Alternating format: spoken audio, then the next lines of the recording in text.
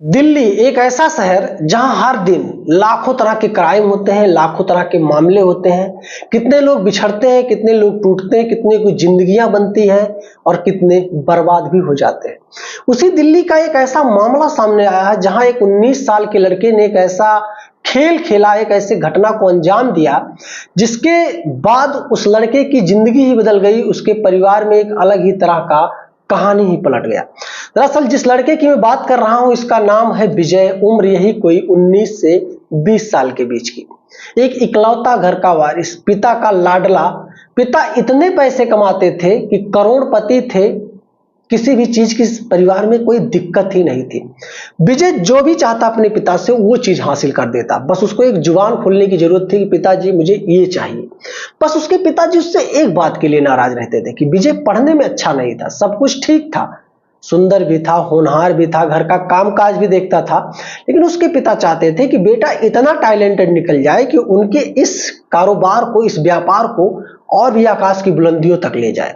लेकिन विजय का मन और इंटरेस्ट ना तो पढ़ने में था, ना तो कुछ बड़ा करने का था। लेकिन पिता ने पूरी जान लगाई थी। तो पिता ने जब देखा कि विजय की जो इंग्लिश है बहुत ही वीक, बहुत ही कमजोर है और आने वाले समय में इंग्लिश पे ही सब कुछ डिपेंड होगा, चूंकि अच्छे कंप्यूटर, अच्छी शिक्षा या और भी किसी प्रकार की चीज हो तो उसमें हर जगह पे इंग्लिश जरूर जुड़ा हुआ है। उसके पिता ने कहा ठीक है, मैं कुछ करता हूं। कई बार विजय के स्कूल से भी इसके पिता के लिए आया ये सब चीजें कि बच्चा पढ़ने में ठीक बहुत नहीं है, इंग्लिश बहुत वीक है, आप कुछ कीजिए। तो विजय के पिता ने एक एक्स्ट्रा कोचिंग करवा दिया, क्योंकि विजय को घर पे ही पढ़ाने आया करती थी। नाम था उनका रुचिका, उम्र था उनका 37 साल। एक शादीशुदा महिला जो कि बहुत ही खूबसूरत दिखने में थी। पहले तो 1 डेढ़ महीने तक विजय के घर पे ही वो आया करती थी, कोचिंग पढ़ा करके फिर अपने समय से निकल जाया करती थी।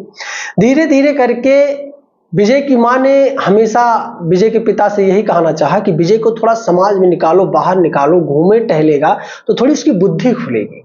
या घर में बैठा कर पढ़ाने से सिर्फ स्कूल कॉलेज इसी से उसका दिमाग नहीं खुलने वाला।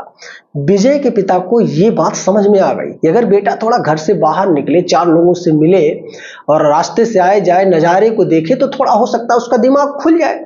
विजय के पिता ने विजय की मैडम रुचिका से कहा कि मैडम एक काम करो, आपका घर यहाँ से तो ज्यादा दूर है नहीं, 3 किलोमीटर है, तो विजय अब आपके घर पे जाया करेगा। इस 3 किलोमीटर का जो फासला रहेगा, इस बीच वो आया जाएगा तो कई लोगों से मुलाकात होगी, अच्छा बुरा समाज में देखेगा भी और भी उसका बुद्धि खुलेगा, तो आना जाना भी जरूरी है। रुचिका ने कहा ये तो और अच्छा, अगर आप हमारे घर पे भेज देंगे विजय को तो मैं 10-20 मिनट और ज्यादा इसको पढ़ा भी दूंगी, ऐसा नहीं है।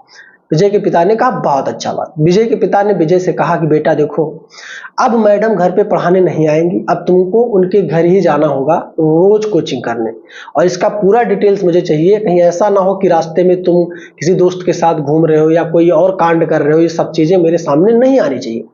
विजय अपने पिता से डरता था और सम्मान भी करता था। तो विजय ने कहा पिताजी आप बिल्कुल मत घबराइए, मैं मैडम के घर जाऊंगा, कोचिंग करके पढ़ लिख करके आराम से समय से घर पे चलाऊंगा। धीरे धीरे करके अब विजय आने जाने लगा रेगुलर अपने मैडम के घर पे ही पढ़ने। अब धीरे धीरे करके इसके बीच और इसके मैडम के बीच एक अलग ही लेवल का प्यार उत्पन्न होने लगा। यानी कि रुचिका के जो पति थे वो बाहर दूसरे देश पे रहते थे, इसलिए ये अकेली घर पे रहती थी, तो इनको सहारा नहीं कोई था, इनको जरूरत थी पति की और पति इनके पास था नहीं। तो धीरे धीरे करके अब रुचिका का दिमाग बदलने लगा। इन्होंने थोड़ा क्या भाव दिया विजय को कि विजय ने हाथ तक पकड़ लिया। अब सिलसिला अलग ही लेवल का चलने लगा। अब विजय सिर्फ कोचिंग पढ़ने नहीं जाया करता था, बल्कि रुचिका मैडम के साथ वो संबंध भी बनाने जाया करता था।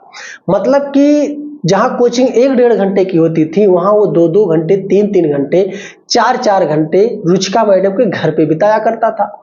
विजय के पिता को जब इसकी बात पता चली तो बड़े इस बात को लेकर खुश थे कि चलो बेटा 4-4 घंटे मैडम के पास क्लास ले रहा है, बेटा पढ़ रहा है। मैडम भी कह देती थी इंग्लिश इतना कमजोर है इसका कि मुझे बहुत ज्यादा टाइम देना पड़ रहा है इसको, अगर मैं टाइम ज्यादा नहीं दूंगी तो ये सीख नहीं पाएगा। विजय के पिता इतने खुश थे कि ऐसे मैडम को उन्होंने विजय के पास किया है कि जो मैडम एकदम परिवार की तरह विजय का ख्याल कर रही है।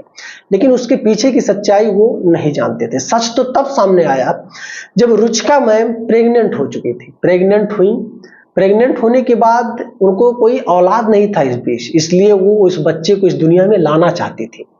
लेकिन अब करे तो करे क्या, चूंकि पति तो यहाँ पे रहता नहीं था, तो किस प्रकार से अपने पति को जवाब दे, किस प्रकार से समाज को जवाब देंगे। लेकिन उन्होंने ठान लिया था कि उनका कोई बच्चा नहीं है, कोई संतान नहीं है, कई साल हो चुके थे शादी के, इसलिए उस बच्चे को पाना चाहती थी। पति को, जब रुचिका मैडम के पति को इस बात का पता चला कि उनके बिना रहे घर पे मौजूद में उनकी पत्नी एक बच्चे की मां बनने वाली है, तो वो हैरान हो गए और रुचिका से बार बार पूछने लगे कि क्या चल रहा है और किसका बच्चा है। रुचिका नहीं बताना चाहती थी, क्योंकि रुचिका को पता था अगर उन्होंने विजय का नाम लिया तो विजय तो भी उतना होशियार नहीं है, सारी बातों को खोल के दुनिया के सामने रख देगा।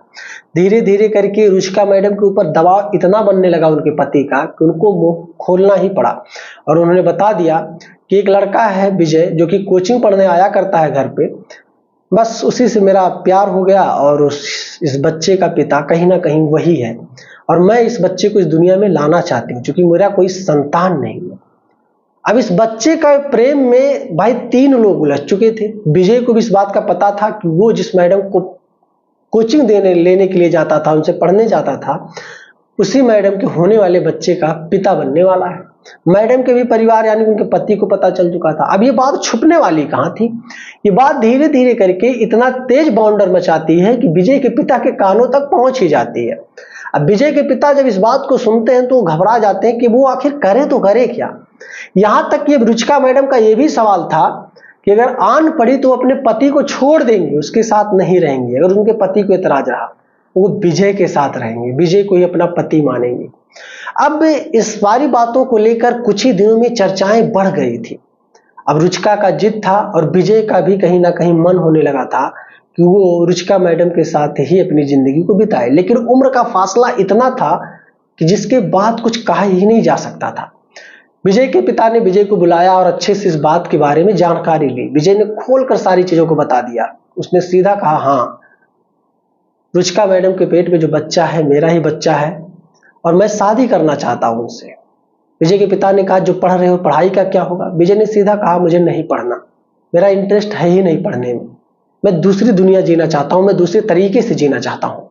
विजय के पिता ने कहा, देखो बेटा, मैंने इतना दौलत कमाया है कि तुम इसको खर्च करोगे तो भी तुम्हारा जिंदगी तो आराम से कट जाएगा, लेकिन सिर्फ जिंदगी नहीं काटना है, जिंदगी जीना है। तुम क्या सोच सकते हो कि आने वाला जो भविष्य होगा, तुम्हारे बच्चे होंगे, किस प्रकार से क्या करेंगे। विजय ने कहा, मैं कुछ नहीं जानता। अब रुचिका मैम भी तैयार है और मैं भी तैयार हूं, हम दोनों को शादी करना है। इनकी शादी सबके मर्जी से, अंदर से तो किसी का मन नहीं था, लेकिन सामाजिक दृष्टि को देखते हुए इनकी शादी तक करा दी गई। शादी हुई, सब कुछ हुआ।